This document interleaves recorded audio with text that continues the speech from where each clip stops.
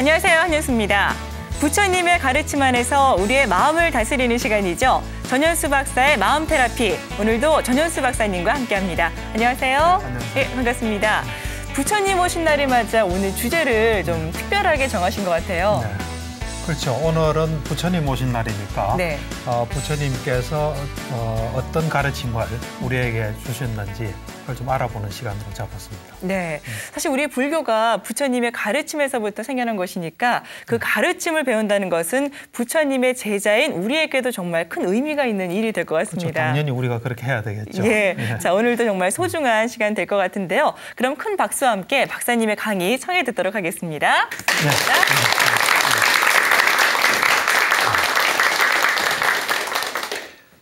여러분들 부처님에 대해서 좀 아세요? 또 부처님 어떤 가르침을 펴셨다 이거 좀 알고 계시나요? 네, 조금요. 그럴 겁니다. 사실 이제 이 부처님께서는 충분히 가르치셨어요. 그런데 이제 우리가 모를 뿐이죠. 그러니까 우리 잘못이에요. 그래서 오늘은 이제 부처님께서 어떤 가르침을 펴셨는지 아주 구체적으로 이제 말씀하신 게 있거든요. 그래서 그걸 가지고 여러분하고 같이 이야기를 좀 나누는데요. 불교가 생긴 지 지금 한 2,500년 이상 지났어요.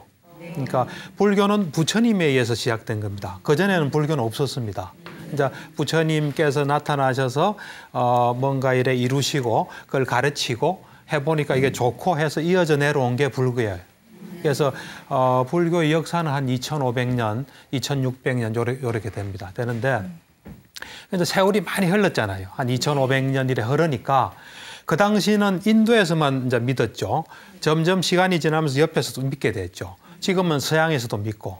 그러다 보니까 이제 많은 시간이 지나니까 부처님의 가르침은 그대로지만 그걸 우리가 받아들이고 응용하고 이러면서 새로운 수행법들이 많이 생겼어요.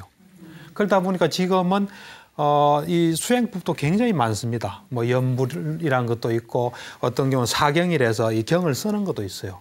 있고 또 어떤 경우는 또 그 주력이라서 진언을 외우는 것도 있고 뭐 여러 가지 수행법이 있어요. 그 수행법에 따라서 이제 수행을 하는 거죠.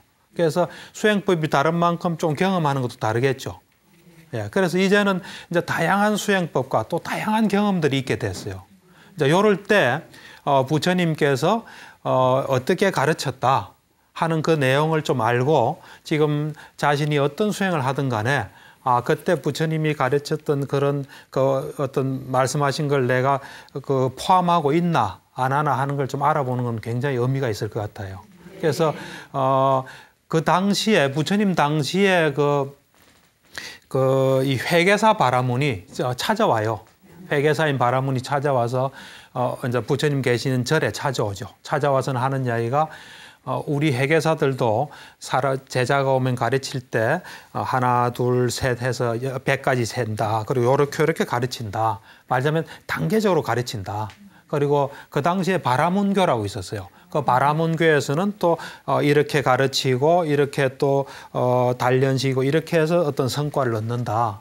그렇듯이 그러면서 이제 우리가 지금 서 있는 이 법당도 어떤 단계를 밟아서 지어졌다. 땅도 고르고 그 위에 뼈대도 세우고 그다음에 이래 완성시켰다. 그렇듯이 당신의 가르침에도 단계가 있습니까? 어떤 단계적인 과정을 밟습니까? 하고 이제 물어봐요. 물어보니까 부처님께서 물론이다. 나도 단계가 있다. 하고 이제 단계적인 가르침을 말씀하세요. 네. 예. 그래서 이제 오늘 이 경은 그런 이제 부처님께서 말씀하신 딱 단계적으로 가르치는 것에 대해서 이야기를 하는 거예요. 근데 사실 이제 지금 제가 제시하는 건 이제 6단계예요. 6단계의 가르침이에요. 근데 요 형태를 완전하게 말씀하신 거는 이 경의 처음이에요. 처음인데 다른 데도 보면 약간 순서는 바뀌지만 대략 지금 말한 6가지 그 순서를 말씀하시긴 하세요. 근데 여러분들께서 오늘 제가 이야기한 요 6가지 단계적 가르침을 아시면은 딱 그 어떤 표준을 아시는 거예요. 그래서 그 표준을 알고 응용이 나오면 요것은 요게 생략됐구나 이렇게 볼 수 있습니다. 이 경은 이제 마치마 니카에 나오는 가나카 모칼라나의 경이에요. 예, 이 경에 이제 상세하게 아주 귀중한 경이죠. 그래서 이제 이거를 좀 이야기를 하면은 그래서 이제 6가지 단계적인 가르침을 이야기하면서 나도 그렇게 단계적으로 가르친다. 하시면서 이제 제일 처음에 이야기하시는 게 이제 그 부처님 당시에 스님은 비구라 불렀거든요. 이제 비구가 나에게 찾아오면 자 오라 비구여 하면서 제일 처음에 말씀하시는 게 계를 지키는 걸 이야기를 해요. 계. 불교는 계가 있잖아요.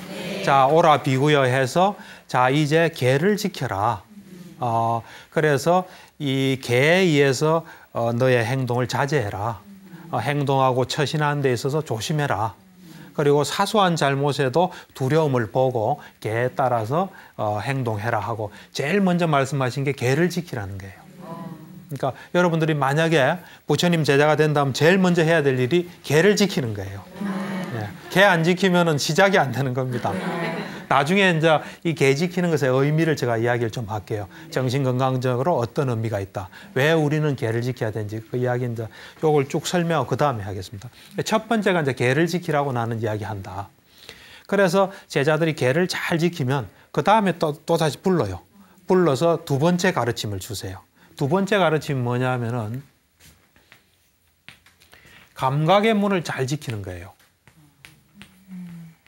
감각의 문을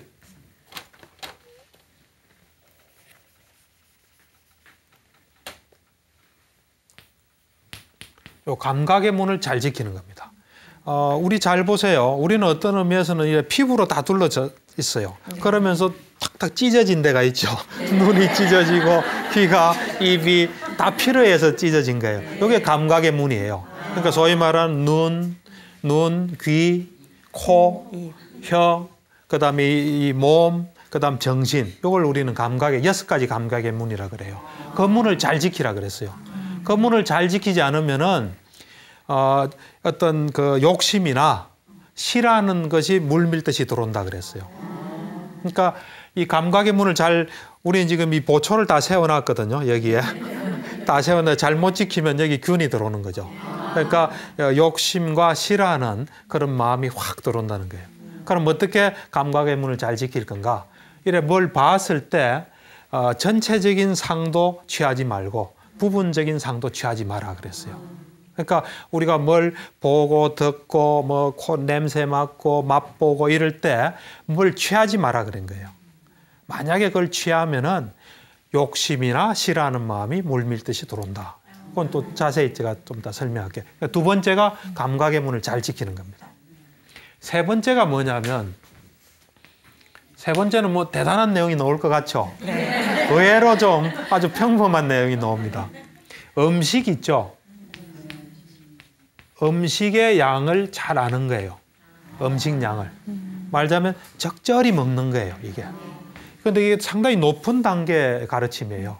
우리는 음식하면 좀 낮을 거라고 생각했잖아요. 가르침에도 안 속할 거라고 생각했죠. 그런데 이 먹는 게 굉장히 중요해요. 왜 중요하냐면 우리가 살아가는데 뭐로 살아갑니까? 딱 두 가지로 살아가요. 하나는 먹고 하나는 숨 쉬는 거예요.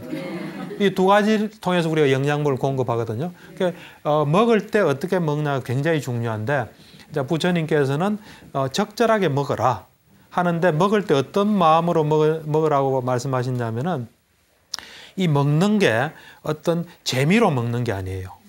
또 어떤 즐기려고 먹는 것도 아니에요. 내 멋지게 만들려고도 먹지 마라 그랬어요. 오로지 이 내 몸 유지하면서 또 내한테 어떤 안 먹으면 배가 고프잖아요. 또 막 힘도 빠지잖아요. 그런 거 이제 없애기 위해서 먹고 청정한 생활을 하기 위해서 먹어라. 그래서 이 먹을 때는 내 지금 이 배고픈 걸 달래고 그 다음에 또 많이 먹어서 과식하지 않고 적절히 먹어서 내가 올바른 삶을 살겠다. 그런 마음으로 먹으라 그래서 이게 세 번째 가르침이에요. 그래서 그 다음 네 번째 가르침은 뭐냐면은 항상 깨어 있으라 그랬어요. 깨어 있으라. 우리는 때로는 깨어 있지만 때로는 몽롱하 있잖아요. 멍하 있기도 하고 그렇잖아요, 그죠? 요즘 뭐 젊은 애들 그런 말 좀 쓰더라고요. 근데 항상 깨어 있으라 그랬어요. 깨어서 내가 걷고 있던 앉아 있던 내 마음에서 장애를 없애고 청정한 마음을 항상 유지해라 하는 게 네 번째 가르침이에요. 언제나 내 마음 속에 장애가 없도록 우리를 괴롭히고 우리를 위험에 빠뜨리고 우리를 잘못하게 하는 그런 장애로부터 마음을 청정하게 하도록 노력해라. 깨어서. 깨어 있으라는 게 네 번째 가르침이에요. 그 다음 이제 다섯 번째는 뭐냐면 마음 챙김과 그 마음 챙김이라는 거는 현재 딱 마음이 현재 딱 와 있는 거예요. 뭘 하든 간에. 밥 먹으면 밥 먹는 데 딱 와 있는 거예요. 그 마음 챙김과 그 다음에 알아차림. 요때 알아차림은 조금 의미를 내가 뭐 하고 있는 걸 아는 거예요.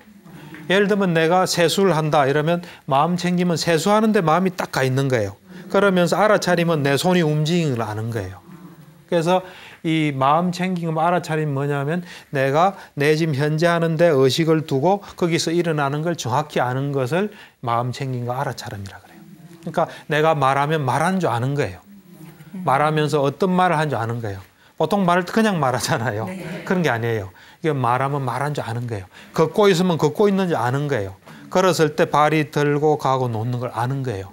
그러니까 지금 내가 뭘 하든 간에 거기에 마음이 오롯이 가 있고 그래서 거기서 일어난 현상을 그대로 아는 거예요. 예를 들면 내가 침묵하고 있으면 침묵한지 아는 거예요.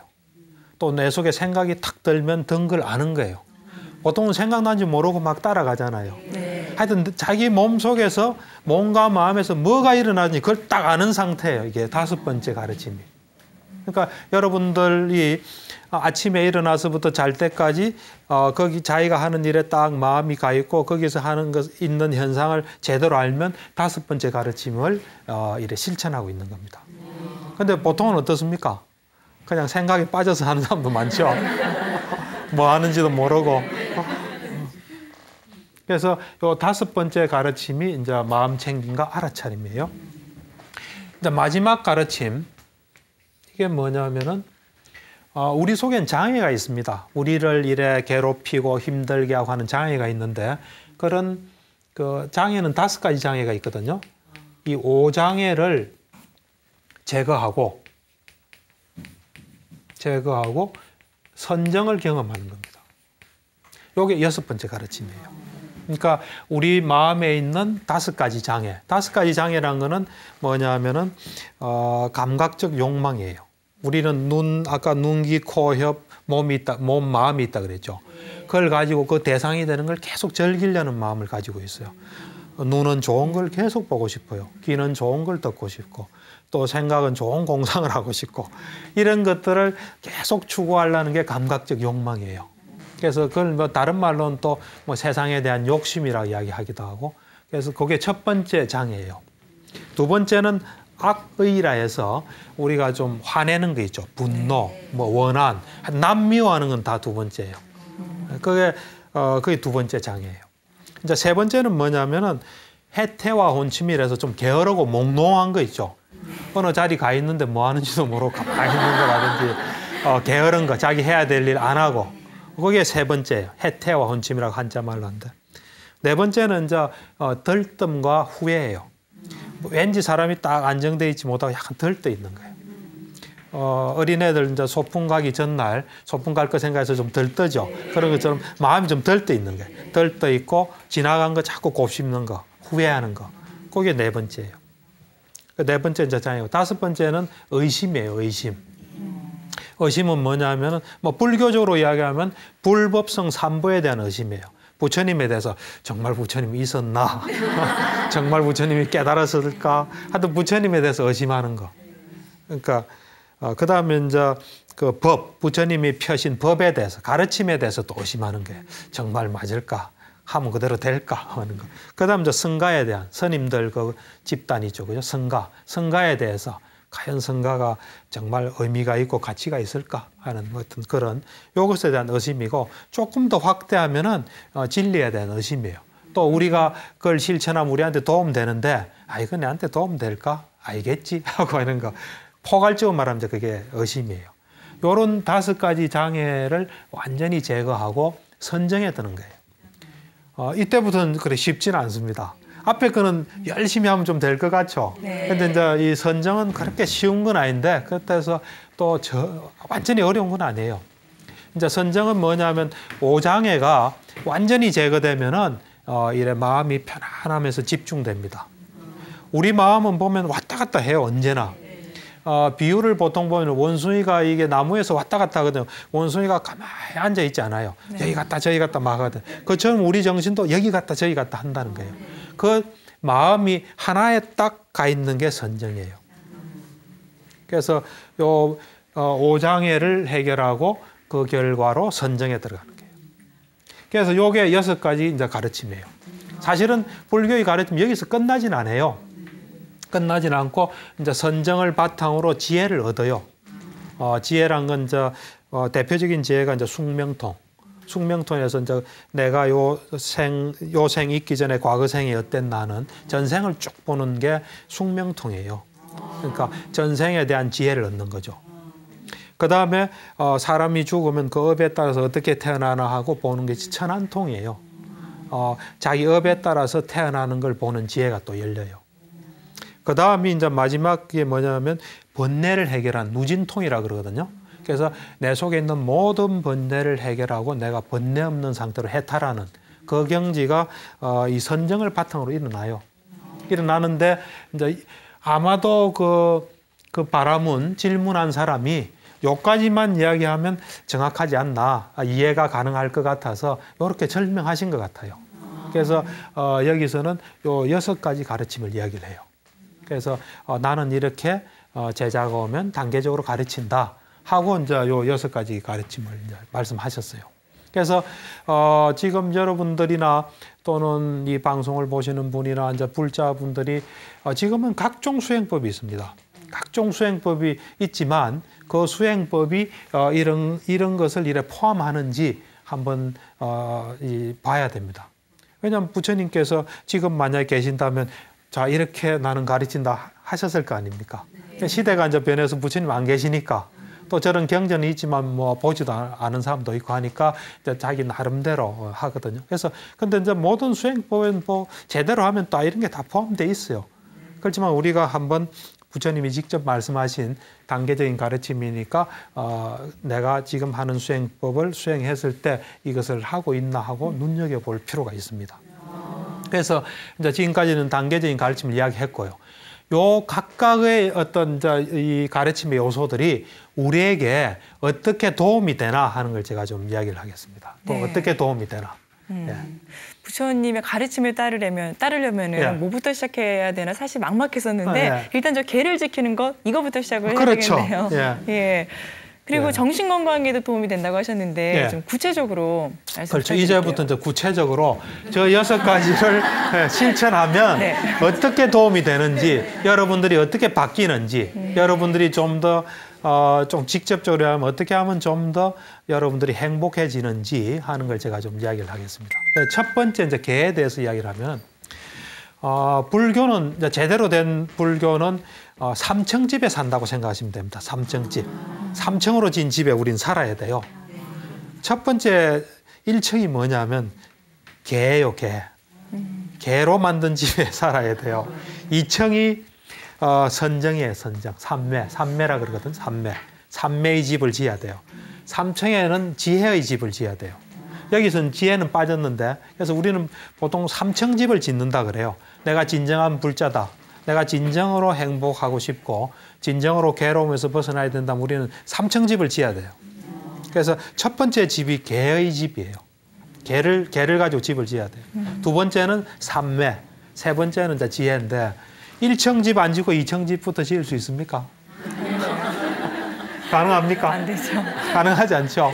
그래서 개를 무조건 지켜야 돼요. 개의 집을 먼저 지어야 돼요. 개 없이 2, 3층은 사상누각이에요. 절대로 있을 수가 없습니다. 제가 그나마 여러분들한테 이래 좀 강의하고 하는 거는 개를 철저히 지키기 때문에 그래요. 그러니까 저는 2003년부터 5개를 철저히 지켜요. 그래서 이제 여러분들이 생각할 때 이제 개는 우리를 좀 억압하는 거다. 자유롭게 못 살게 하는 거다. 네. 나를 피곤하게 하는 거다. 이런 생각을 보통 하잖아요. 그게 아니에요. 개라는 것은 우리를 보호해 주는 거예요. 우리가 이 본질적으로 보면 우리 몸과 마음 우리 게 아니에요. 우리를 진정으로 이해하지 않습니다. 눈은 자기 좋은 것만 보려고 그래요. 내가 뭐 공부해야 내한테 도움되는데 놀러 가잖아요. 그래서 개란 것은 아직 내가 완전히 수행이 돼서 정말 나한테 도움되게 움직이기 전에 나를 위험에 빠뜨릴 수 있고 나를 안 좋게 할 수 있는 그런 요소들을 잘 다스리는 게 개예요. 그러니까 나를 잘 보호하는 게 개예요. 그래서 개를 여러분들이 나를 억압하고 피곤하게 한 거라고 생각하지 마세요. 저걸 하면 할수록 내가 우선 편해지는 거예요. 그래서 개란 것은 내 속에 아직 내가 잘 일에 컨트롤하지 못한, 다스리지 못한 어떤 그 요소를 개를 통해서 잘 다스린다. 그래서 그게 자꾸 하다 보면 이제 자연스럽게 이제 되는 거죠. 그 될 때까지 개를 통해서 하는 거예요. 그래서 개란 것은 나를 잘 보호하는 거다. 이렇게 생각하셔야 됩니다. 그래서 부처님 당시에도 이제 사람들이 물어봤죠. 개를 지키면 어떤 이득이 있습니까? 또 개를 어기면 어떤 이득이 있습니까? 그러니까 개를 지키게 되면 우선 부지런해서 재산이 는다 그랬어요. 그리고 좋은 평판이 따라다닌다. 그다음 세 번째는 뭐냐면 어디 가든지 당당해진다. 어딜 가든지. 개 지킨 사람 당당해요. 그리고 또 개를 지키면 죽을 때 이래 맑은 정신으로 죽는다. 그다음에 이제 불교는 다음 세상을 또 이야기하거든요. 맨 마지막으로는 이제 개를 지키면 좋은 곳에 태어난다. 역으로 이제 개를 안 지키면 어떻게 되나? 우선은 이제 개를 안 지키니까 게을러지겠죠. 그러니까 이제 재물을 잃는다. 그다음에 좋지 않은 평판이 따라다닌다. 개 안 지키다 보니까 자꾸 실수하게 되겠죠. 술 마시고. 그다음 세 번째는 뭐냐면 어디 가도 의기소침한 거죠. 눈치를 살살 보고. 그다음 이제 네 번째는 죽을 때 이래 맑은 정신으로 못 죽고 난 뒤는 좋지 않은 곳에 간다.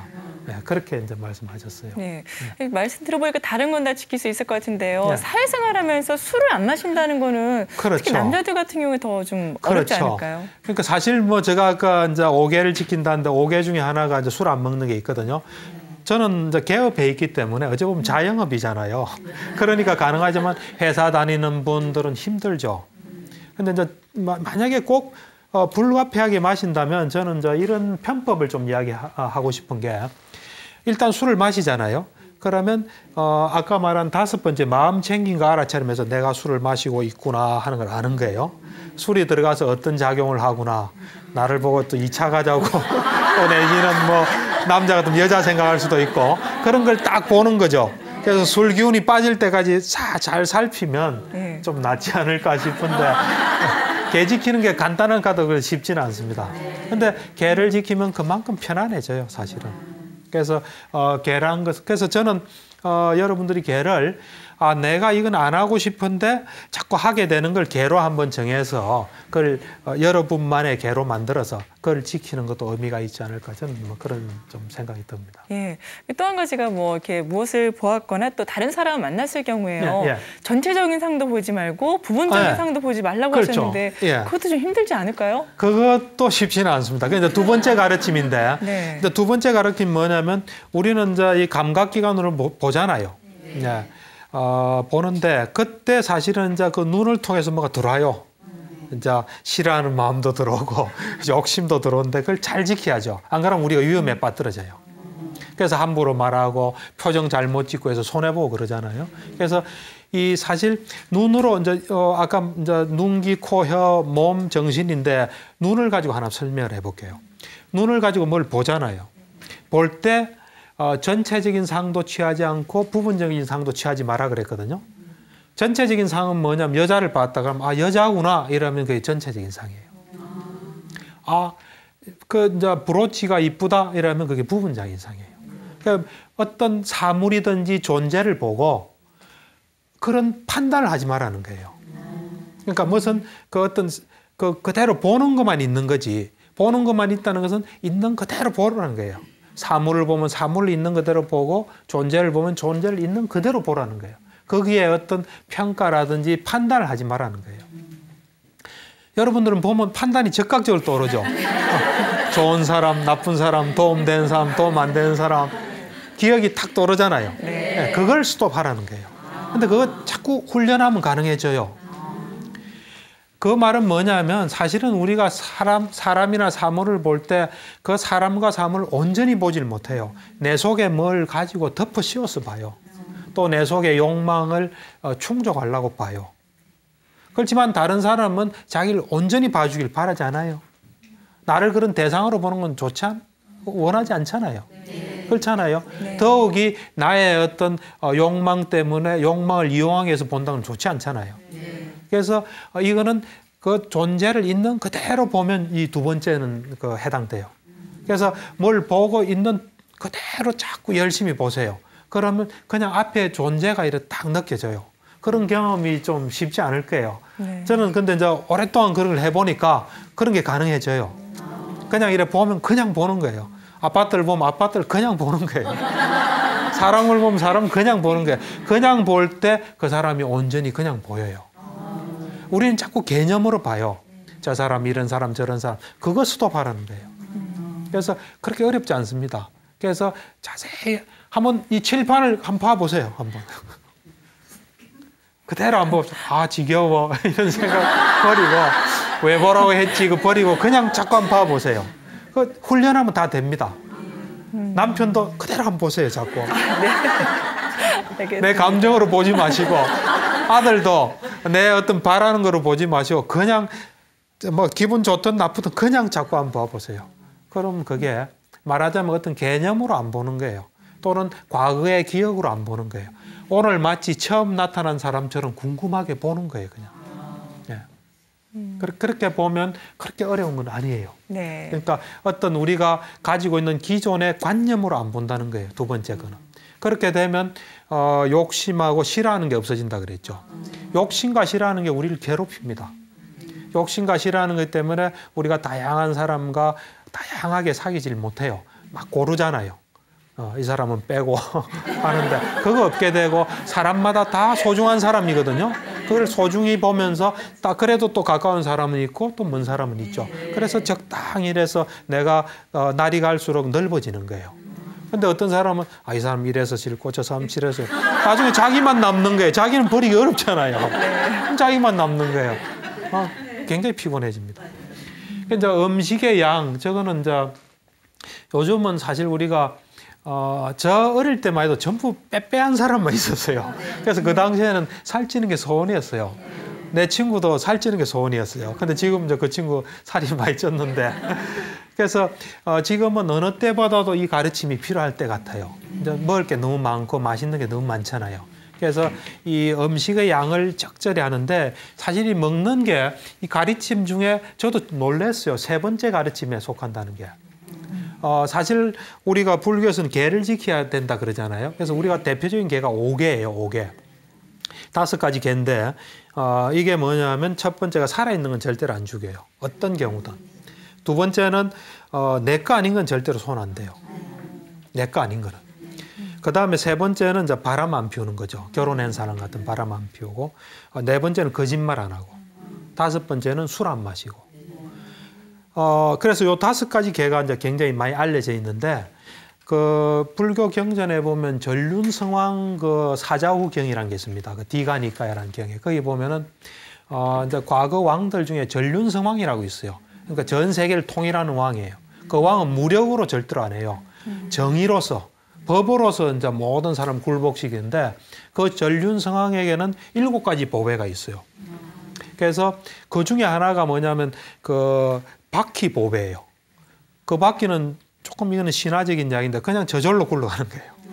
전륜성왕이 가진 바퀴는 저절로 굴러가서 적의 나라 앞에 딱 가면은 저기 그냥 항복하는 거예요. 그냥 항복하고 대왕님 시킨 대로 하겠습니다. 이야기해 달라. 그러면 그 전륜성왕이 이런 이야기를 해요. 아까 말한 5개를 이야기해요. 5가지 이야기하고 6번째로 먹을 때 적절히 먹어라. 이 6가지를 지켜라 해요. 그래서 이 적절히 먹는 거는 6가지 6개 중에 하나예요. 그리고 이제 불교에서는 굉장히 알려진 가르침이 뭐냐면 모든 악은 행하지 말고 모든 선은 행하고 우리 마음을 맑게 해라. 이것이 모든 부처님의 가르침이라 해서 불자들은 거의 대부분 알아요. 근데 이제 그것이 첫 번째 개송이에요. 그 두 번째 개송이 있거든요.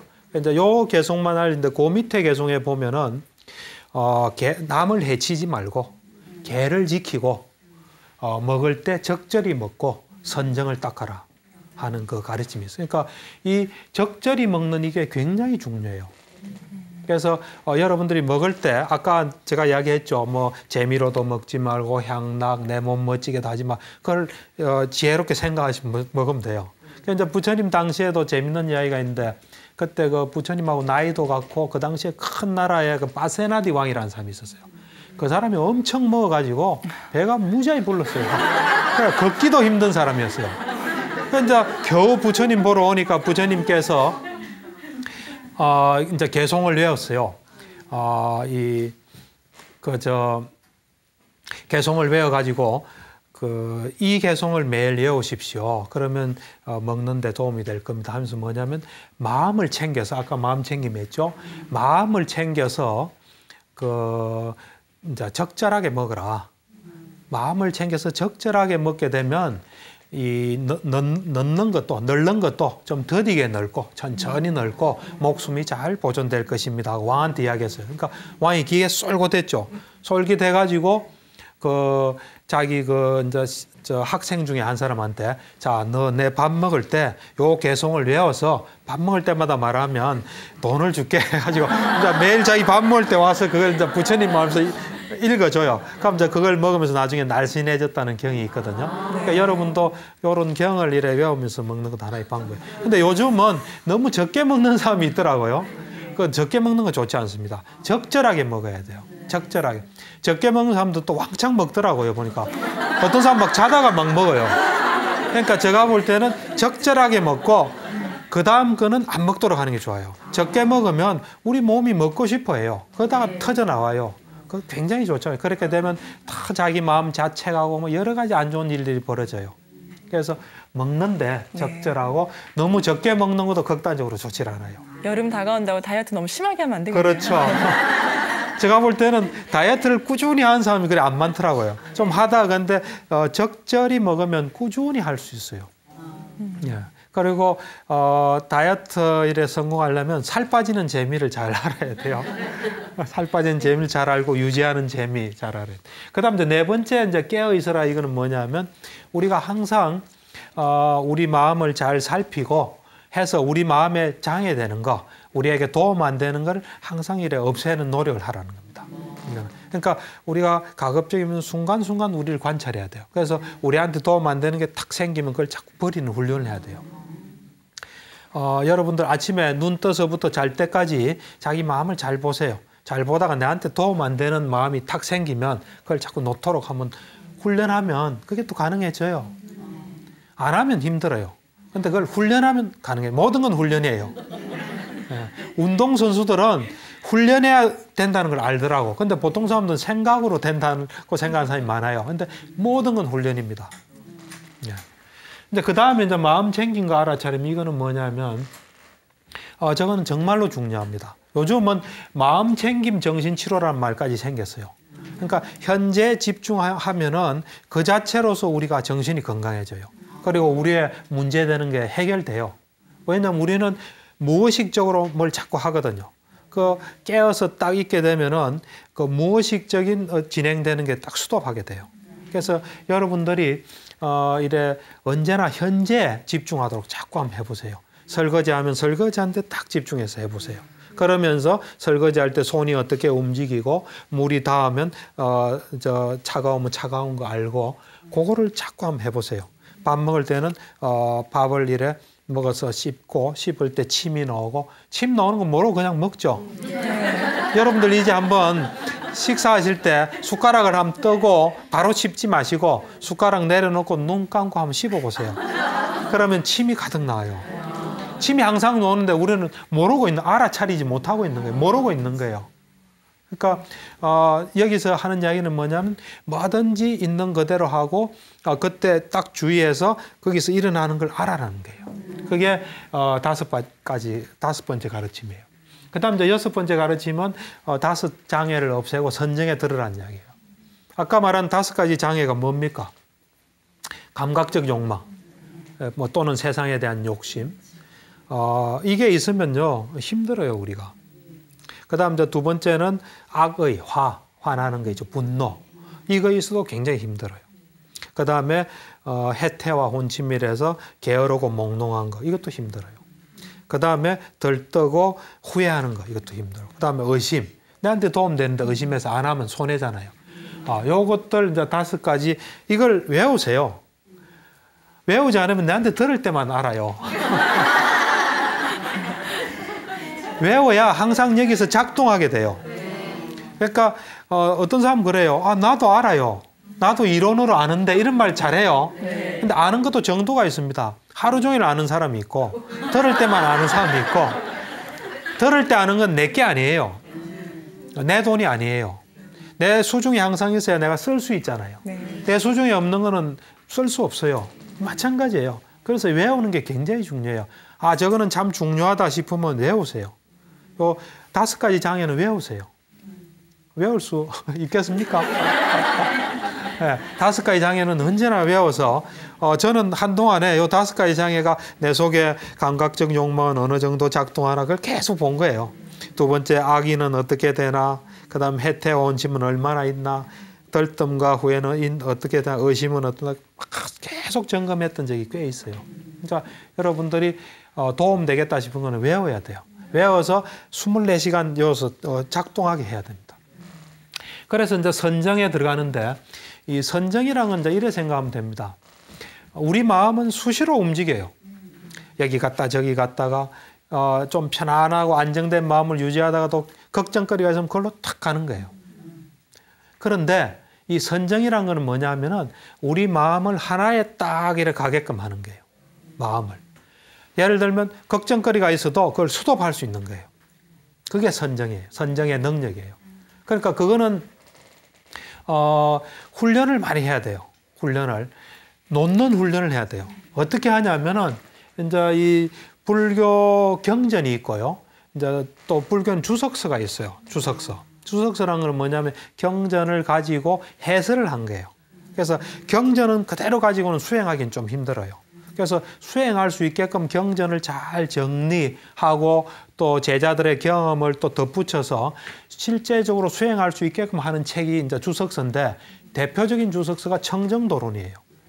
청정한 그 돌을 닦는 데 대한 그 주석서는 청정도론인데 거기 보면은 이제 선정 닦는 방법이 나오는데 40가지가 나와요. 40가지. 그 중에 이제 우리가 제일 많이 하는 게 호흡 수행이에요. 호흡 수행. 우린 아무것도 안 해도 뭐 하는 거 하나 있죠. 뭡니까? 숨 쉬죠. 아무것도 안 해도 하나 하는 게 숨 쉬는 겁니다. 숨 안 쉬면 죽어요. 어떤 내 친구가 그러더라고요. 자기가 자기 가까운 친척이 임종하는 걸 봤대요. 임종하는 걸 딱 봤는데 마지막으로 숨을 들이쉬더래요. 그 다음에 안 쉬더래요. 그래서 죽은 거예요. 돌아가신 거예요. 다음 숨을 쉬면서 사는 거예요. 그래서 이 숨을 계속 이제 쉬는 한 우리는 사는 거예요. 그래서 우리가 이 호흡 수행을 하게 되면 숨은 항상 쉬니까 우리 마음을 항상 한 군데 모을 수 있어요.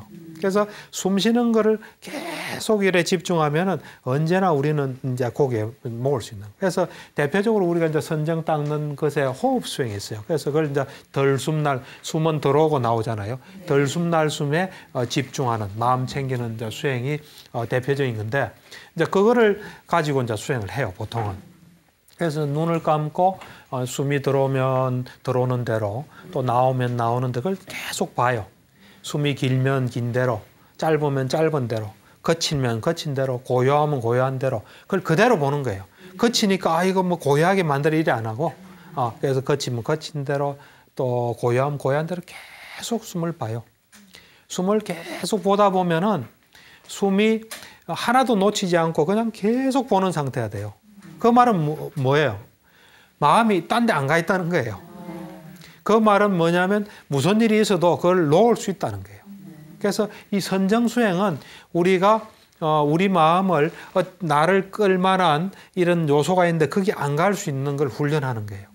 그걸 이제 부처님께서는 예를 많이 드신 게 주로 드신 게 코끼리 비유를 많이 했어요. 코끼리가 이제 왕을 태우고 전쟁에 나가잖아요. 그러면 이제 전쟁 옛날에는 딱 서로 마주보면서 전쟁하거든요. 그때 막 북을 쳐요. 막 이상한 악기 소리 내고 하면 코끼리가 동요하면 됩니까? 안 되죠. 동요하면 왕이 떨어지잖아요. 그래서 코끼리가 뭐가 소리가 들려도 동요하는 훈련을 해요. 그 다음에 화살이 날라와서 이 다리에 박혀도 동요하는 훈련을 해요. 그처럼 선정 수행이 똑같은 거예요. 뭐가 일어나든 밖에 소리가 나든 어제 뭐 생각이 나든 뭐 하든 그대로 놓고 여기 가는 훈련이 선정이에요. 그래서 그걸 계속 하다 보면 이제 나중에는 그냥 여기만 딱 있게 돼요. 여기만. 오로지 여기만 있는데 이제 그 단계가 4단계가 있어요. 4단계. 이제 초선, 2선, 3선, 4선에서 이제 첫 번째 단계보다는 더 이래 미세해진 단계가 두 번째예요. 세 번째는 더 미세이고 네 번째 4선이라 그러는데 거기에는 오로지 딱 그만 딱 집중만 딱 돼 있고 청정한 상태예요. 그 상태에서 집중만 돼 있는 그런 상태가 이제 선정이에요. 그래서 그 상태를 얻으시면 여러분들이 선정 훈련을 많이 하시면 생활하다 누구 기분 나쁜 일도 그냥 놓고 자기 할 일 딱 하게 돼요. 이제 공부하는 학생 같으면 선정을 닦은 학생이다 하면 공부하다가 뭐 이래 방학 생각이 나면 탁 놓고 공부하는 거예요. 또 여러분 같으면 설거지 하다가 걱정거리가 생겨도 탁 놓고 설거지 딱 하게 돼요. 그게 선정이에요. 선정 훈련이 말하자면 놓는 훈련이 선정이에요. 네, 자꾸 놓는 연습을 해야 되겠네요. 네, 놓는 연습이에요. 쉽게 이야기하면. 네. 자, 지금까지 이렇게 부처님의 단계적 가르침 6단계에 대해서 쭉 말씀을 들어봤는데요. 오늘 이 시간을 통해서 부처님께 조금 더 가까이 다가간 그런 느낌이 들어서 참 흐뭇합니다. 우리 박사님께 큰 박수 한번 좀 부탁드릴게요. 날씨가 화창하기 그지없는 5월입니다. 여러분의 마음도 요즘 날씨처럼 맑고 밝으시죠?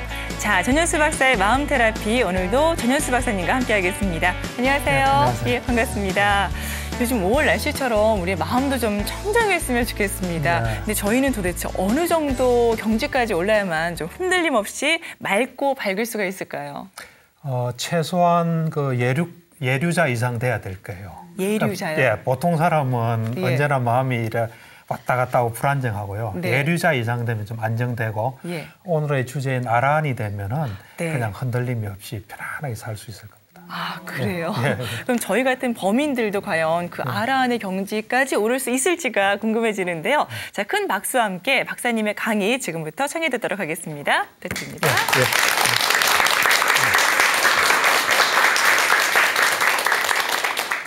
오늘의 주제는 좀 심오한 내용입니다. 그런 만큼 여러분 잘 들으시고 또 잘 이해해 주시면 고맙겠습니다. 아라한이 어떤 분이라고 생각하세요? 아라한이요? 글쎄요, 뭐 스님들이나 아니면 수행하는 분들 가운데서 아주 높은 제일 최고의 경지까지 오른 그런 분들 아닐까 싶은데요. 예, 여러분도 그 정도로 알고 계시나요? 네. 거의 뭐 지금 말씀하신 게 거의 맞아요. 맞은데 이제 일단 불교에서는 사람을 두 종류로 분류를 해요. 이제 보통 사람, 범부하고 그 다음에 성스러운 사람으로 분류를 해요. 이제 성스러운 사람은 네 부류가 있어요. 첫 번째가 예류자예요. 예류자. 좀 적어볼까요? 예류자.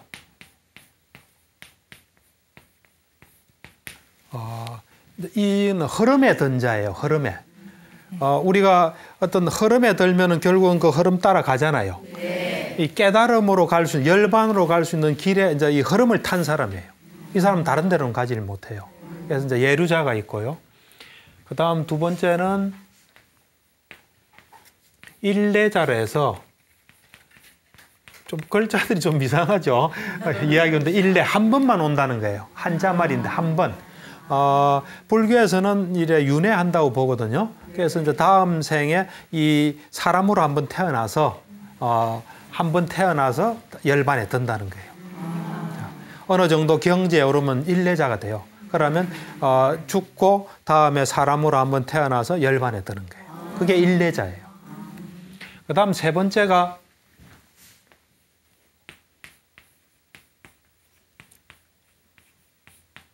불환자예요. 불환자. 이게 또 한자 말인데 돌아오지 않는 자예요. 돌아오지 않는다는 게 사람으로는 안 돌아온다는 거예요. 천상에 태어나서 열반에 드는 거예요. 정거천이라는 천상 세계에 태어나서 열반에 드는 사람이 불환자예요. 그런데 맨 마지막 그 성스러운 사람으로 아라한이에요. 아라한. 이제 오늘의 주제인데요. 아라한은 이제 그냥 이 세상에서 모든 번뇌를 해결하고 괴로움을 다 없애버린 사람이에요. 그리고 죽어서는 다시 존재하지 않아요. 부처님도 아라한의 한 분이고요. 그래서 요 네 부류의 사람을 우리는 성스러운 사람이라 그래요. 그렇지 못한 사람은 범부, 평범한 사람, 보통 사람이고 이제 성스러운 사람. 근데 예루자, 이제 사실 우리 불자로서는 불교는 이제 크게 이런 초기 불교하고 대성 불교가 있어요. 좀 차이가 납니다. 제가 이야기하는 거는 초기 불교예요, 다. 초기 불교에서 우리 이 사람으로 태어난 이상 목표는 예류자가 돼야 돼요. 왜 예류자가 돼야 되냐면, 불교에서는 이제 죽으면 윤회한다고 보거든요. 윤회하면은 6군데를 가요. 천상부터 시작해서 천상, 아수라, 그 다음에 인간, 축생, 아기, 지옥을 가요. 근데 요 밑에 축생부터 축생, 아기, 지옥은 사막도라 그래요. 그건 굉장히 괴로운 곳이에요. 여러분들 거기 가고 싶지 않을 거예요. 그래서 예류자가 되면 사막도는 안 가요. 이 천상이나 사람 사이에서 이래 태어나요. 그러니까 아무리 많이 해도 7생 내에 이 열반에 들어요. 예류자가 되면. 그러니까 그래서 여러분들 최소한 예류자가 되는 게 좋아요. 근데 이제 불교는 이래 분명한 길을 제시해 놨어요. 예류자는 어떤 것을 이래 성취하면 예류자가 되고, 일례자는 뭘 성취하면 되고, 불환자, 아라한은 뭘 성취하면 된다는 게 딱 나와 있어요. 그러니까 어렵긴 하지만 길은 딱 있는 거예요. 그 길을 밟으면 우리는 그 목표에 도달할 수 있어요. 예류자가 되려면 3가지를 없애면 돼요. 하나는 한자 말로 하면 유신견이에요. 내가 있다는 생각, 내 존재가 있다는 생각. 그 유신견이라는데 그게 없어져야 돼요. 그러니까 나다 이런 게 있는 한은 절대로 예류자가 될 수 없어요. 무아가 돼야 되겠죠. 그 다음에 계금취라해서 우리가 이래 종교 생활은 열심히 하지만 형식에 너무 집착하는 사람이 있죠. 개 지키고 뭐 이런 그것을 종교적으로 지켜야 될 거, 그것만 열심히 지키면 된다고 생각하는 것은 계금취라 그래요. 그래서 그것만으로는 좋은 결과가 오진 않아요. 물론 이제 개를 지키면서 수행하는 건 좋은데, 수행은 열심히 하고 개만 오로지 집착한다. 그건 계금취라 그래요. 그 다음에 3번째가 의심, 불법성 삼보에 대한 의심. 이것이 있으면은, 이게 없으면 이제 예류자가 되는 거예요. 그러니까 이게 나다, 뭐 내 거다 이런 생각이 완전히 없어지고 올바르게 수행 생활을 하고 의심이 없어지면.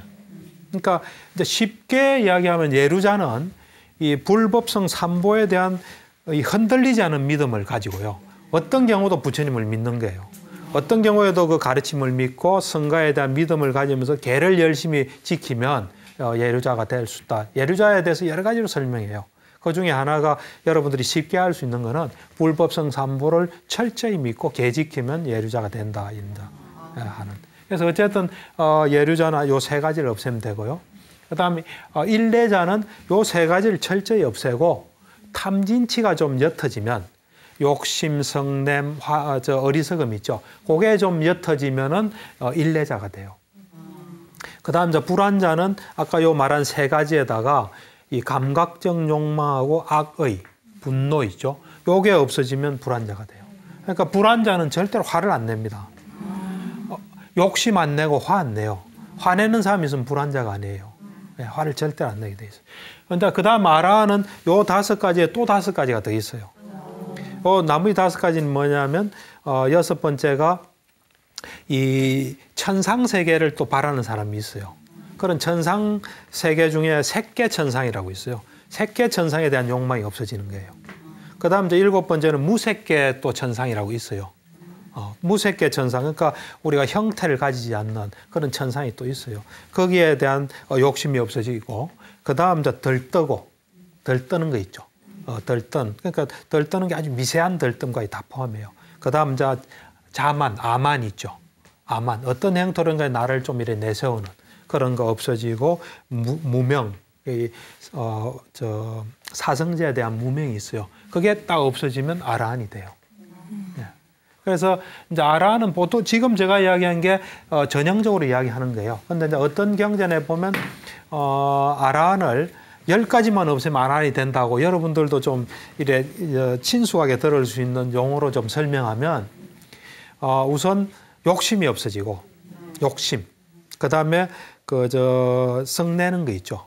썩내는 거. 이제 어리석음. 뭐든지 있는 그대로 올바르게 보지만 어리석음. 그다음에 분노. 앞에 말하고 조금 비슷하게 하는데 분노, 원한. 그다음에 위선적인 거 있죠. 위선. 네. 어떤 사람 위선 가진 사람 있잖아요. 위선. 그다음에 앙심 품는 거. 그다음에 인색한 사람 있죠. 인색한 사람. 그다음에 질투. 남 잘 되면 질투하는 거. 그다음에 자만 있죠. 요 10가지 없애도 완전히 없애도 아라한이 된다고 말을 해요. 네. 그럼 저기 아라한의 경지까지 올라가면은요, 예. 뭘 배운다거나 수행을 한다거나 이런 게 필요가 없어지는 건가요? 그렇죠. 이미 이제 그래서 아라한을 우리가 무학이라 그래요. 배울 게 없는 상태라 그래요. 그때는 그냥 이제 이미 체득한 어떤 진리와 몸에 이래 다 스며들은 진리 상태에 따라 그냥 사는 거죠. 예. 더 배울 건 없죠. 그러면 부처님 바로 그 아래 그 개가 바로 아라한인가 봐요. 이제 그건 좀 부처님이 아라한의 한 분이에요. 초기 불교에서는 그 많은 아라한이 있었는데 부처님도 아라한 중에 한 분이에요. 그래서 이제 부처님을 이래 가르치는 그 이름들이 있거든요. 여러 가지 이름이 있어요. 세존, 무상사, 쭉 있는데 그 중에 이름 중에 하나가 아라한이에요. 그래서 부처님도 아라한 중에 한 분이에요. 처음에 부처님께서 제자들을 가르쳐서 5명의 아라한이 생기거든요. 그때 경전에 보면 이제 6명의 아라한이 있다 그래요. 그러니까 부처님도 아라한의 한 분인데 네. 수준이 굉장히 높은. 그래서 부처님 이름에는 그 다른 게 9가지가 더 붙어 있어요. 아라한 말고도. 최상의 지혜를 가진 사람, 사람을 잘 훈련시킨 사람, 여러 가지가 있어요. 그래서 가장 최상의 아라한이라 보면 되겠죠. 아라한의 한 분이긴 한데. 예. 그럼 저희가 아라한이 돼야 되겠다 이렇게 마음 먹는 것은 예. 부처님이 돼야 되겠다 이렇게 마음 먹은 거나 같은 거네요. 이제 부처님은 굉장히 되기가 어렵습니다. 그거는 이제 10바라밀이라는 게 있거든요. 네. 10가지를 완성해야 부처님이 되니까 네. 사실 초기 경전에서는 이제 대성불교에서는 부처님 이야기를 많이 하세요. 그러고 부처님이 되도록 노력해야 된다. 그래서 부처님이 되려고 노력한 사람을 보살이라 그러거든요. 그 보살이 이제 보살의 길을 가라는데 초기 불교에서는 부처님께서는 아라한 되라, 예류자 되라, 일레자 되라, 불안자 되라 했지 부처가 되라고 말씀하진 안 했어요. 부처라는 건 굉장히 어려운 길입니다. 보시, 10바람이라는 게 있어요. 10가지를 완성해야 되기 때문에 특별한 사람이 가는데 마음을 먹고 노력하면 되겠죠. 부처님이랑 우리랑 딱 똑같은 사람이니까. 네, 그럼 박사님 궁금해지는 게 있는데요.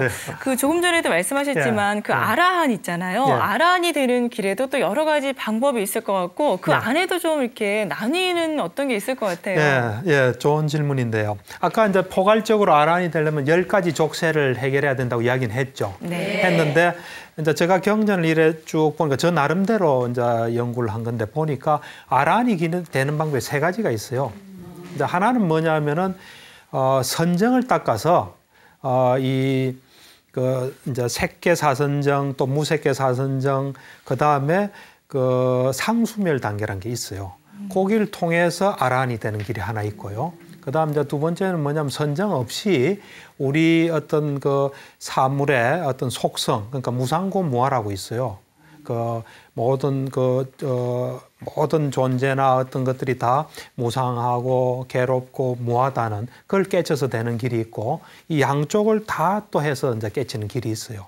그래서 보면 어떤 참회 모임경이라는 그 경이 있어요. 이제 거기 보면은 부처님 당시에 그 자자라는 게 있었어요.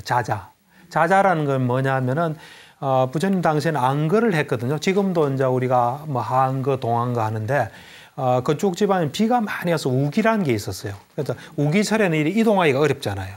하니까 이제 모여서 한 3개월 정도 수행을 해요. 수행을 하고 이제 끝나는 날 말자면 이제 참회를 하는 거죠. 참회를 하는데 거기서도 보면 참 부처님이 위대하세요. 이제 참회를 하는데 그 어떤 안거 동안에는 아라한들만 있었던 것 같아요. 500명이 있었는데 전부 아라한이에요. 이제 거기서 부처님께서 자자일은 형식이 어떻게 되냐면은 안거를 끝났을 때 3개월간 같이 모여서 생활했잖아요. 그래서 이제 부처님 제일 먼저 이 말씀하세요. 자, 여러분들이 모두 편안하게 이야기해달라. 허심탄회하게.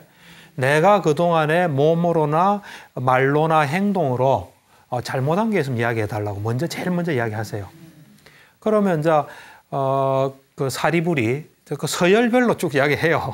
하는데 이제 사리불이 그래. 사리불이 부처님의 두 번째 제자예요. 사리불이 그동안에 부처님께서는 말이나 행동으로서 아무런 잘못이 없었습니다. 하면서 제가 뭐 잘못된 게 있으면 이야기해달라고 이야기해요. 그러면 부처님께서 사리불도 잘못이 없었다 그래요. 그럼 이제 사리불이 그러면 여기 있는 500명의 비구들이 뭐 잘못한 것을 이야기해달라 그래요. 그러면 부처님께서 잘못한 게 아무도 없다 하면서 그 자리에서 이 아라한에 대해서 분석을 좀 해주세요. 종류별로. 어떻게 하냐면 여기 지금 500명의 아라한이 있다.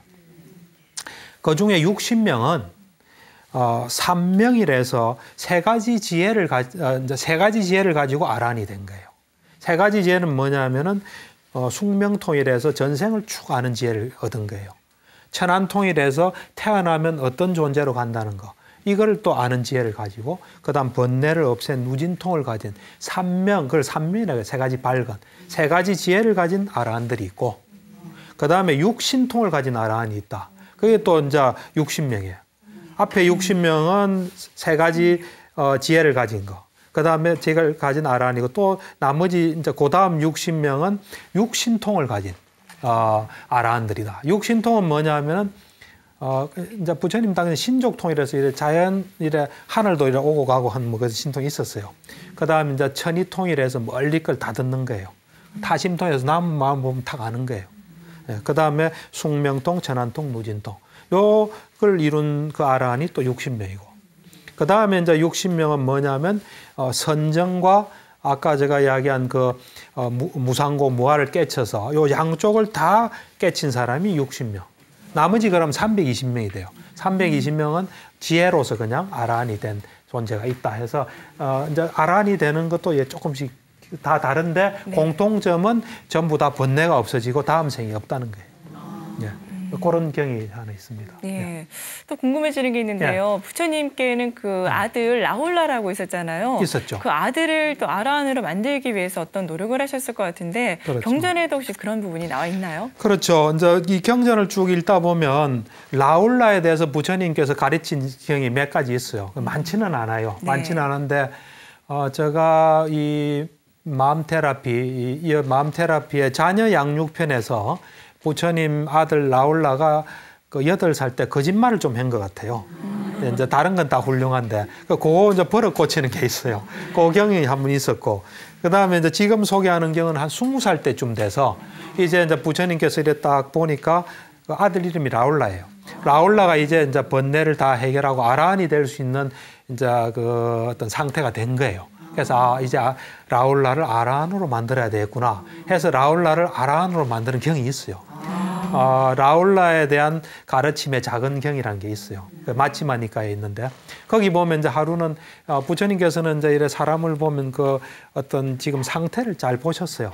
보셔서 이제 이분이 예류자가 될 준비가 돼 있다면 가서 이제 가르쳐서 예류자로 만드시고 아라한이 될 것 같으면 아라한으로 만드시고 부처님 하루 일과 아침에 쫙 보세요 이렇게. 보시고 해당되는 사람 찾아가서 이제 보통 제도하고 그랬는데.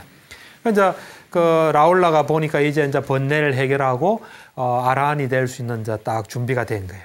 그래서 부처님께서 아침 식사를 하시고 라홀라 보고 자 이제 우리 숲으로 좀 가자.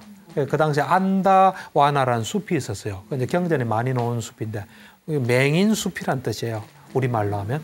거기 이제 둘이서 갔어요. 가가지고 이제 자리를 잡고 이제 아라한으로 만들어요. 만드는데 요 아라한은 아까 말한 지혜 아라한이에요. 지혜 아라한인데 라홀라 보고 그래요. 자, 라홀라야, 이 눈이 우리가 가지고 있는 눈이 항상 이래 똑같으냐 변하냐 그랬어요. 항상하냐 무상하냐 그랬어요. 그러니까 라울라가 무상합니다. 눈은 자꾸 변하잖아요. 늙으면 노안도 되고 그러니까 무상하다 그랬습니다. 그러니까 그러면 무상한 건 즐거운 거니 괴로운 거니 하니까 괴롭습니다. 괴로운 것입니다. 그러니까 자 그럼 라울라야 무상하고 괴롭고 변화하는 것을 너 것이라고 할 수 있나? 또 너라고 할 수 있냐? 너의 어떤 자아라고 너의 본질이라고 할 수 있나 하니까 그렇지 않습니다.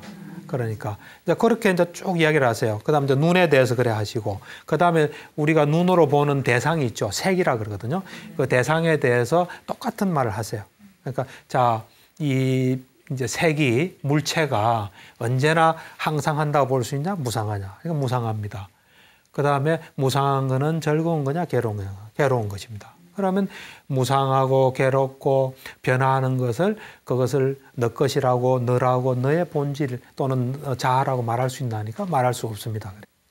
그래서 그 눈에 그 어떤 눈이 볼 수 있는 작용이 있잖아요. 네. 예, 눈에. 그래서 눈이 뭘 이래 탁 이래 그 대상이 왔을 때 탁 보는 그걸 눈의 의식이라 그래요. 그 안식이라 그러는데 그 안식에 대해서도 똑같은 질문을 하세요.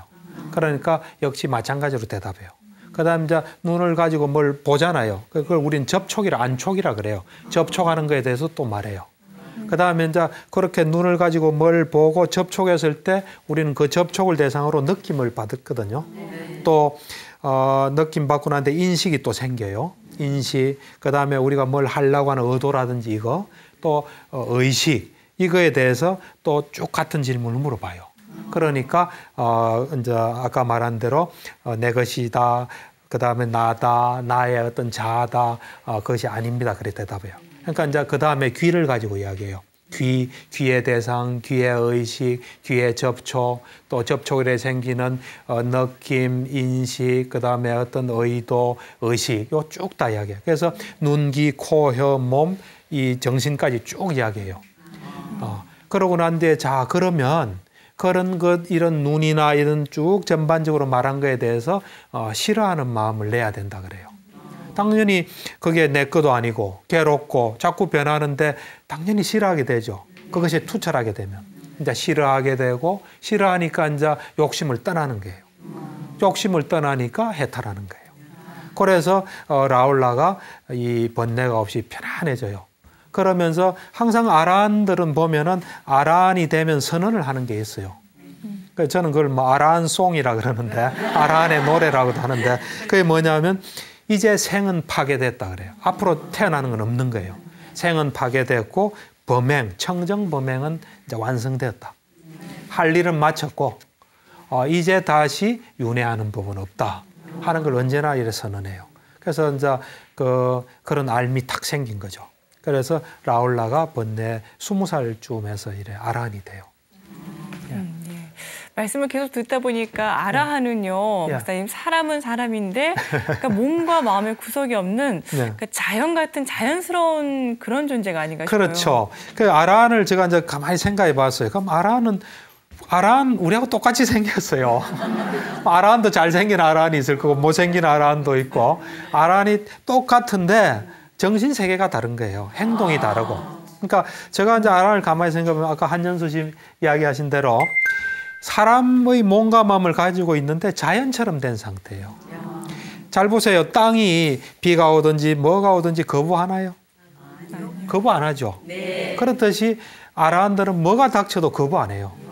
마치 이제 사람의 몸을 가지고 자연스러운 어떤 자연처럼 된 거예요. 누가 뭐 죽음이 와도 별로 신경도 안 써요. 칼로 찔러도 별로 신경도 안 써요. 그리고 아라한들은 근심 걱정이 없어요. 화도 안 내요.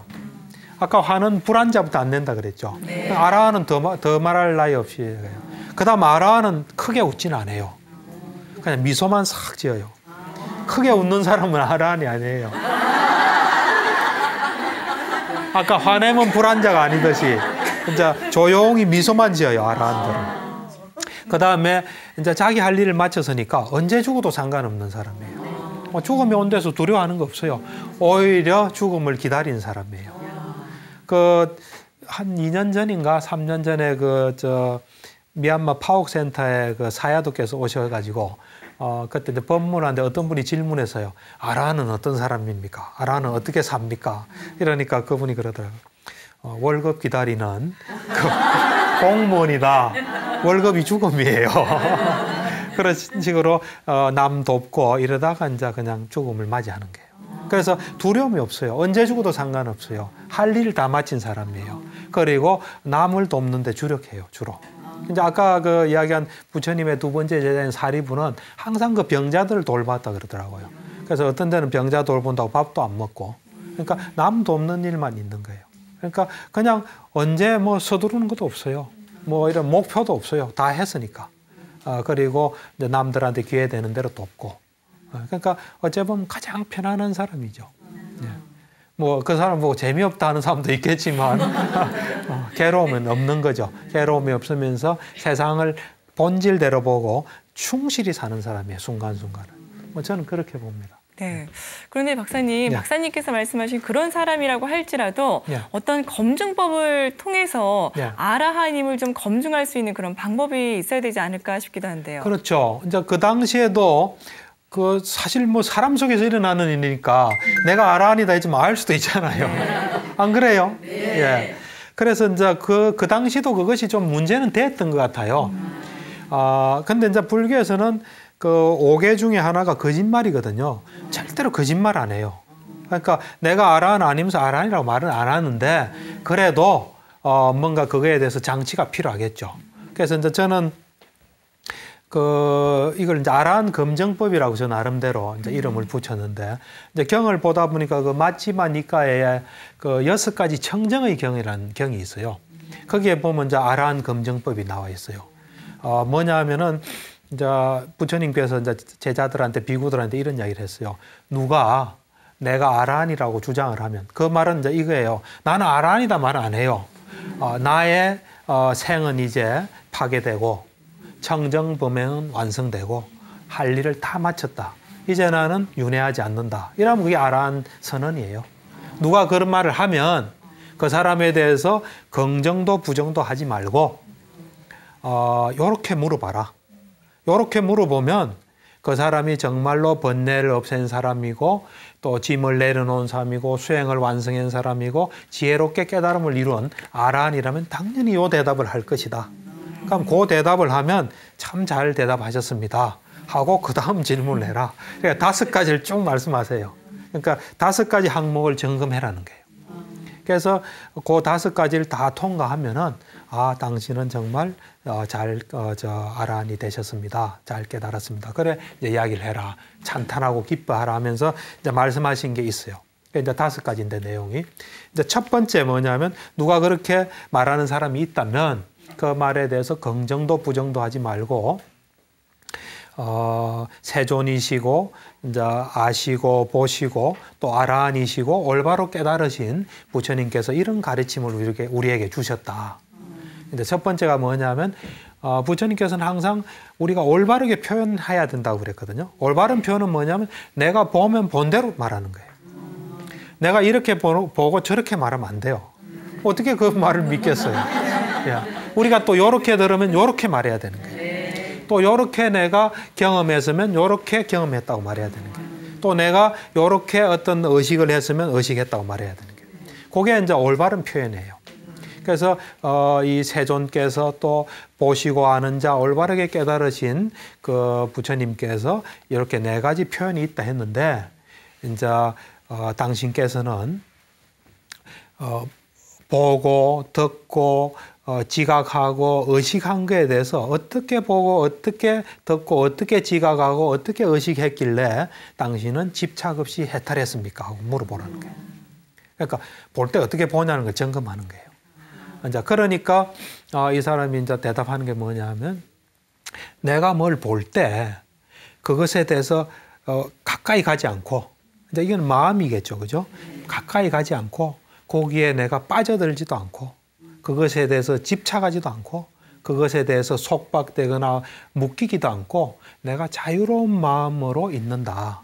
그래서 내가 집착 없이 해탈했다 그래요. 우리는 보통 보면 마음이 쏠깃하잖아요. 안 그래요? 쏠깃하고 빠져들고 그만 자꾸 생각하고 뭐 보고 난 뒤에 자꾸 마음이 걸로 가고 너 남하고 말하면서 자꾸 걸로 가면 그게 이제 빠져든 거예요. 보고 듣고 경험하고 이럴 때 그게 없다는 거예요. 그게 내가 뭘 보거나 듣거나 지각하거나 경험하고 나면은 그런 게 없이 묶이지 않는다는 게 오로지 그냥 담담하게 보는 거예요. 그래서 그 자유로운 마음이 된다는 거예요. 그래서 내가 집착 없이 해탈했다 그래요. 그러니까 이제 부처님 말씀하신 대로니까 참 잘 말씀하셨습니다. 그 다음에 이제 또 부처님은 이런 가르침을 주셨습니다. 하면서 불교에서는 우리 몸이 5가지로 이루어졌다고 봐요. 오온이라 그러거든요. 오온. 그러니까 몸하고 그 다음에 정신인데 정신은 4가지로 보통 이야기해요. 느낌. 우리가 느끼는 기능이 있잖아요. 감정. 그 다음에 이제 인식하는 거. 저거는 뭐다 하는 인식하는 거. 그 다음 의도, 행. 의도, 의지. 그 다음에 이제 전체적으로 아는. 요 5가지로 구성되어 있다 그러거든요. 요 5가지에 이제 집착이 가해진 게 오치온이라 그래요. 오온이라 그러고 이제 한자말로 하면 오온이고 이제 오치온, 집착이 가해지는 오치온인데 그 부처님께서는 오치온에 대한 가르침을 우리에게 주셨습니다. 그 오치온에 대해서 어떻게 알고 보아서 집착 없이 해탈했습니까? 하고 묻는 거예요, 또. 그러니까 말하자면 우리 존재에 대해서 당신은 어떻게 봅니까? 어떻게 보고 어떻게 알아서 어떤 집착이 없어졌습니까? 또 질문하는 거예요.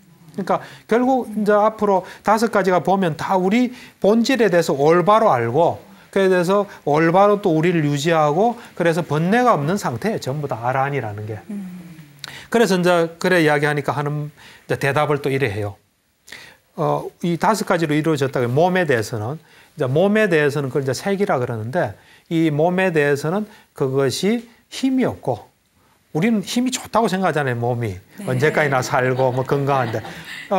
이 아라는 이 몸에 대해서 힘이 없다고 보는 거예요. 이게는 허약한 거라 보는 거예요. 벌써 이게 몸 자체를 이게 약간 안 좋게 보는 거예요. 강하지 않다 보는 거예요. 허약하고 사라질 거고, 그 다음에 나에게 진정한 어떤 편안함을 주는 것이 아니다. 이렇게 딱 보는 거예요.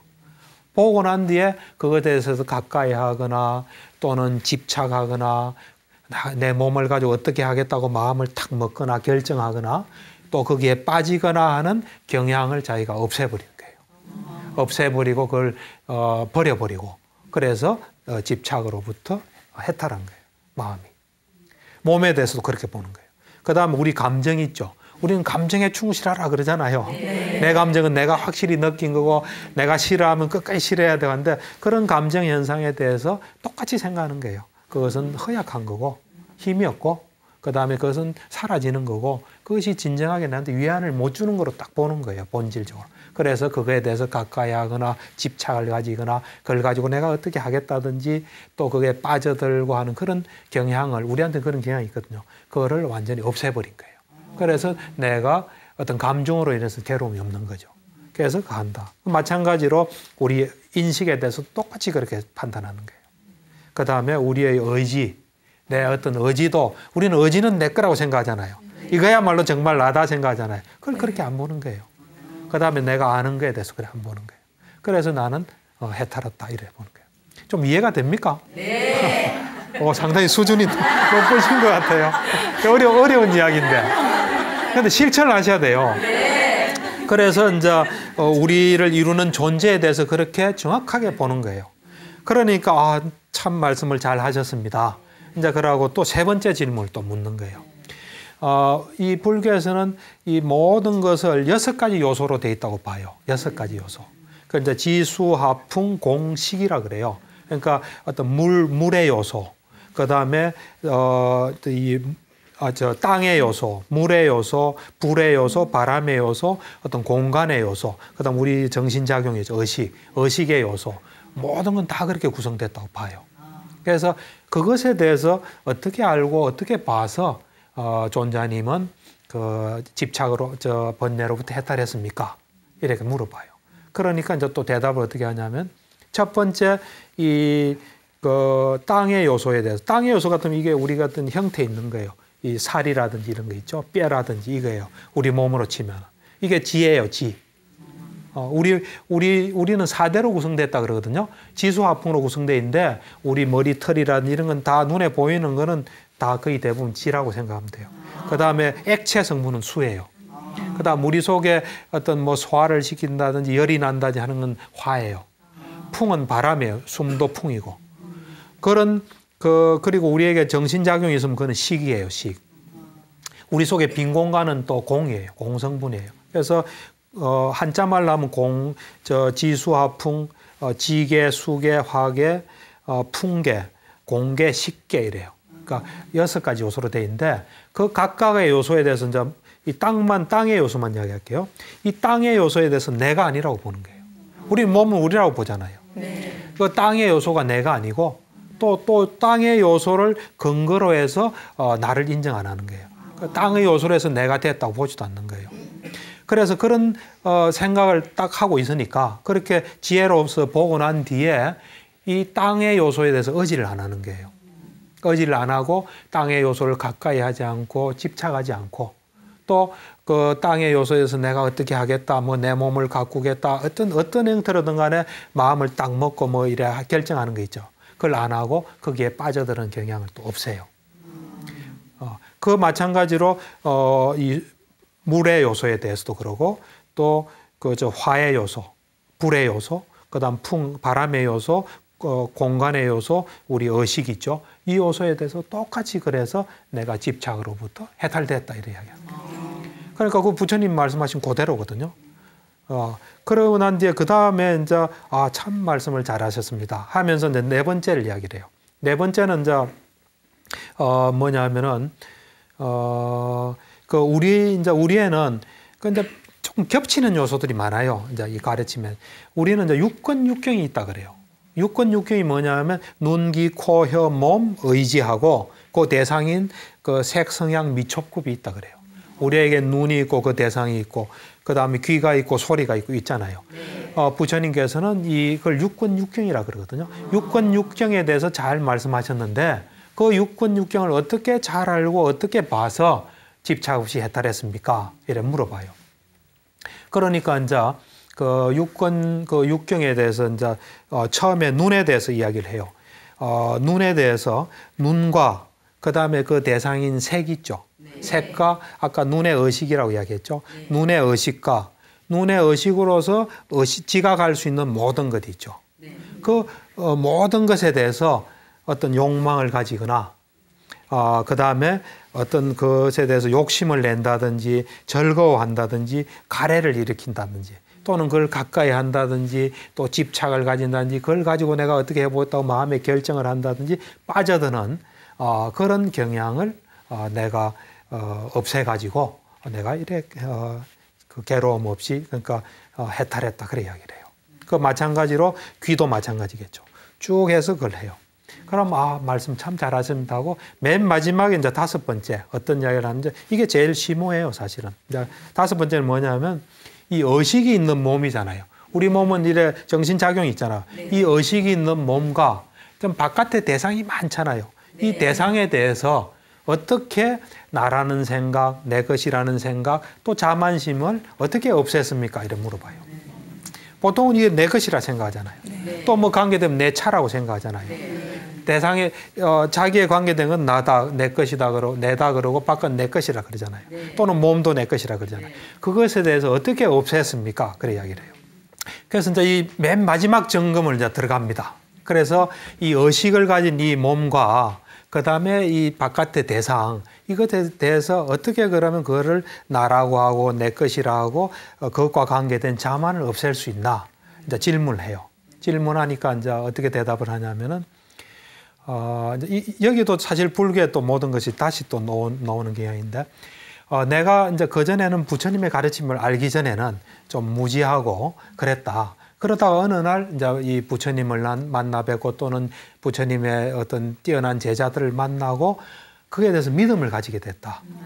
그래서 이제 생각할 때 내가 이제 재가생활, 가정생활하는 건 이래 번잡하고 좋지 않다. 이제 내가 출가해야 되겠다 하고 출가를 하는 거예요. 출가를 해서는 이래 계를 다 지켜요. 불교에는 계가 많거든요. 지켜야 돼. 계율을 이제 다 지키고 그 다음에 옷이란 거는 그냥 이래 그 보호하는 정도로 이제 옷도 그냥 한두 벌만 있는 거죠. 그러고 이제 음식이란 건 배 채우는 정도로 만족하는 거예요. 그래서 언제나 한두 벌 옷하고 그냥 바루라 해서 이 밥그릇 있잖아요. 빌어먹는 밥그릇, 이제 탁발한 그걸 이제 들고 다니는 거죠. 이제 그러면서 이제 감각의 문을 잘 지키고, 감각의 문을 잘 지키고 난 뒤에 그 다음에 현재 항상 집중해서 내가 뭘 하는지를 알면서 이렇게 이제 하는 거예요. 마음 챙김하고 알아차림을 하면서 이제 생활을 하고, 그러고는 이제 탁발을 끝나고는 조용한 곳에 앉아서 이 5가지 장애를 없애요. 5가지 장애를 없애고 선정을 닦아요. 선정을 닦아, 선정에는 4가지 종류가 있거든요. 초선, 2선, 3선, 4선. 이제 4선은 가장 집중된 상태예요. 그전에는 굉장한 기쁨도 있고 그래요, 사실. 초선일 때는 굉장한 환희심이 있어요, 선정에 들면은. 굉장한 환희심이 있으면서 딱 집중된 상태예요, 그 대상에. 그렇지만 이제 그 선정이 쭉 진행되면서 오로지 집중만 딱 있는 상태예요. 아주 이제 순수해지는 거죠. 그래서 사선에 그 아주 집중되고 마음이 유연하고 무슨 일이든지 할 수 있는 그런 딱 단계가 되면 그때 뭘 했냐면은 번뇌를 없애는 그런 지혜로 마음을 딱 옮긴 거예요. 내가 이제 번뇌를 파괴해야 되겠다. 번뇌를 없애는 지혜를 얻어야 되겠다고 마음을 그걸로 딱 향하면 그게 딱 보여요, 이렇게. 선정을 닦으면. 그래서 그때 이 세상 모든 것은 괴로움이구나.